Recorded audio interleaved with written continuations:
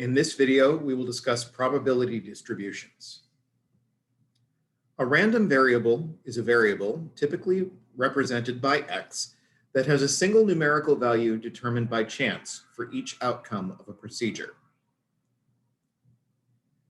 A probability distribution is a description that gives the probability for each value of the random variable. It is often expressed in the format of a table, formula, or graph. A discrete random variable has a collection of values that is finite or countable.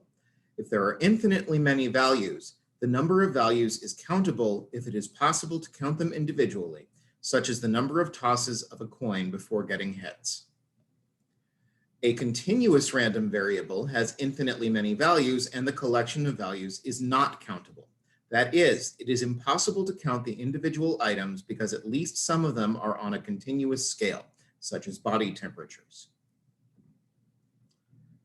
Every probability distribution must satisfy each of the following three requirements. First, there is a numerical, not categorical, random variable x, and its number values are associated with corresponding probabilities. The sum of the probability of x is 1, where x assumes all possible values.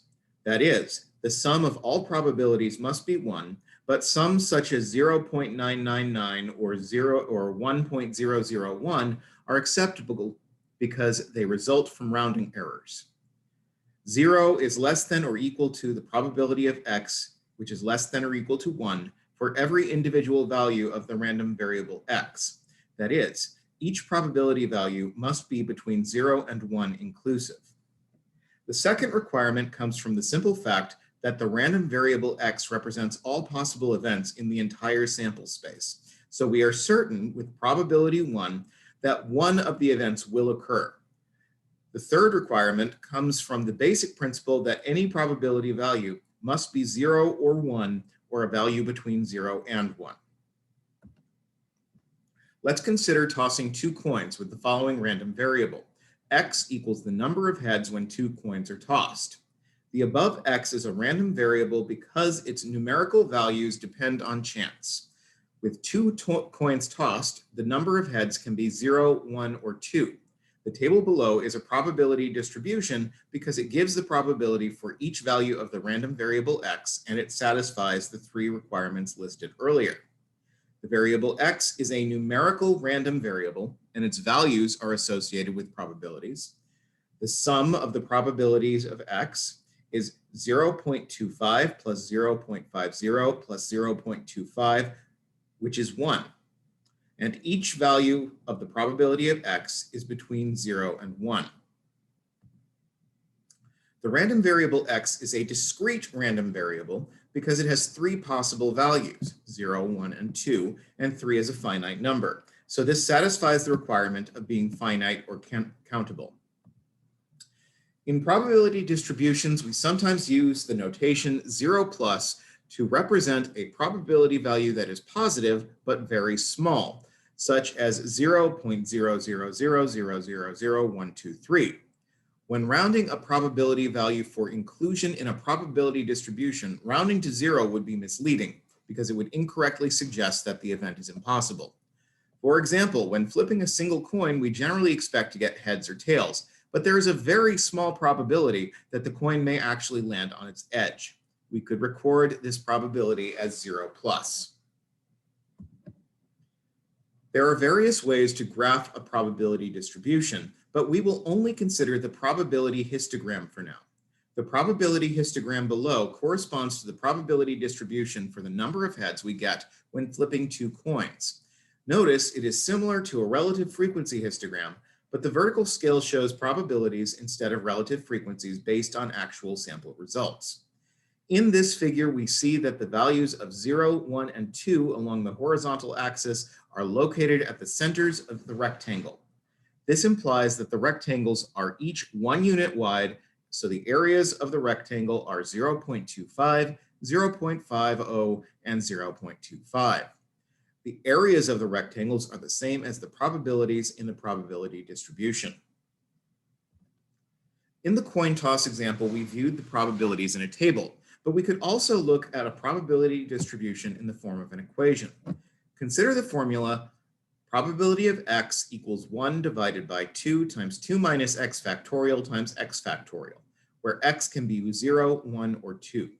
Using that formula, we find that the probability of 0 is 0.25, the probability of 1 is 0.50, and the probability of 2 is 0.25. The probabilities found using this formula are the same as those in the table. This formula describes a probability distribution because the three requirements are satisfied. Hiring managers were asked to identify the biggest mistakes that job applicants make during an interview, and the table below is based on their responses. Does the table describe a probability distribution? The table violates the first requirement because x is not a numerical random variable. Instead, the values of x are categorical data, not numbers. It also violates the second requirement because the sum of the probabilities is 1.57, but that sum should be 1. Because the three requirements are not all satisfied, we conclude that the table does not describe a probability distribution.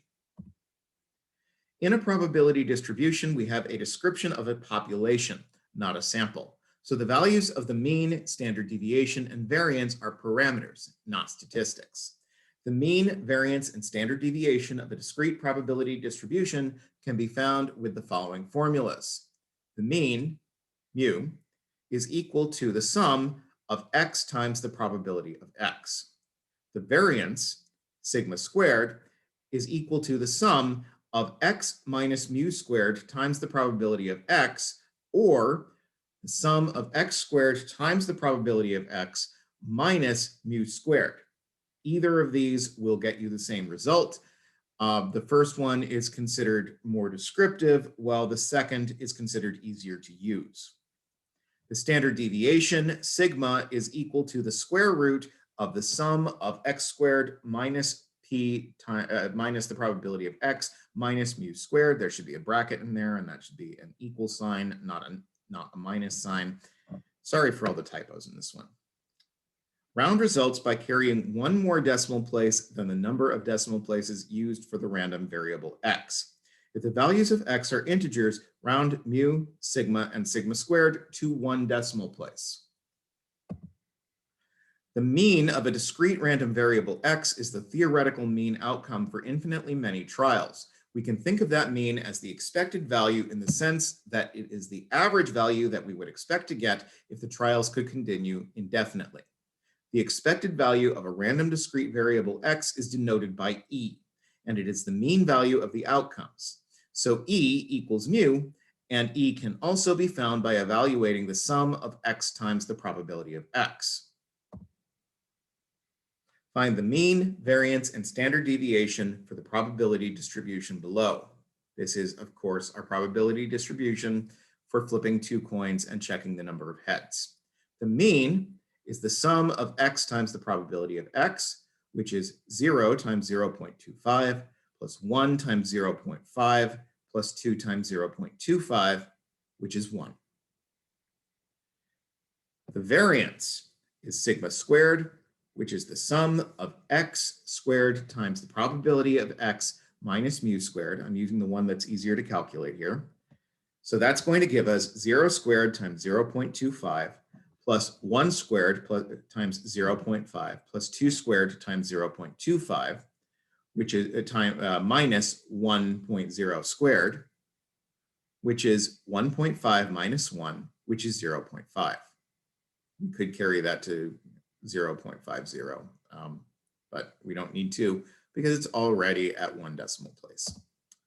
Standard deviation is sigma, which is the square root of sigma squared. So that's the square root of 0.5, which is approximately 0.707107, which is about 0.7. The range rule of thumb, RROT, may be helpful in interpreting the value of a standard deviation. According to the range rule of thumb, the vast majority of values should lie within two standard deviations of the mean.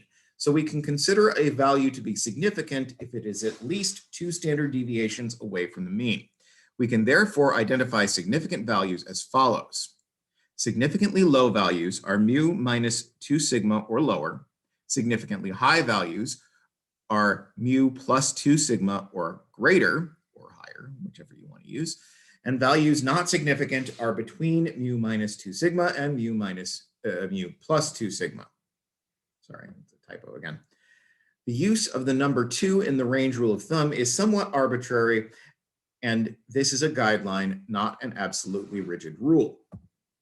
We previously found that when tossing 2 coins, the mean number of heads is mu equals 1.0 head, and the standard deviation is sigma equals 0.7 heads. Use those results and the range rule of thumb to determine whether 2 heads is a significantly high number of heads. Using the range rule of thumb, the outcome of 2 heads is significantly high if it is greater than or equal to mu plus 2 sigma, which is 1 plus 2 times 0.7, which is 1 plus 1.4, which equals 2.4. Since 2 is less than 2.4, 2 heads is not a significantly high number. X successes among n trials is a significantly high number of successes if the probability of X or more successes is 0.05 or less. That is, X is a significantly high number of successes if the probability of X or more is less than or equal to 0.05. X successes among n trials is a significantly low number of successes if the probability of X or fewer successes is 0.05 or less. That is, X is a significantly low number of successes if the probability of X or fewer is less than or equal to 0.05. The rare event rule for inferential statistics. If, under a given assumption, the probability of a particular outcome is very small and the outcome occurs significantly less than or significantly greater than what we expect with that assumption, we conclude that the assumption is not correct. For example, if testing the assumption that boys and girls are equally likely, the outcome of 20 girls to 100 births is significantly low and would be a basis for rejecting that assumption. Is 252 heads in 460 coin tosses a significantly high number of heads? A result of 252 heads in 460 coin tosses is greater than we expect with random chance, but we need to determine whether 252 heads is significantly high. Here, the relevant probability is the probability of getting 252 or more heads in 460 coin tosses. Using methods we will examine in the next section, we can find that 252 or more heads in 460 coin tosses is about 0.0224. Because the probability of getting 252 or more heads in less than or equal to is less than or equal to 0.05, we conclude that 252 heads in 460 coin tosses is a significantly high number of heads.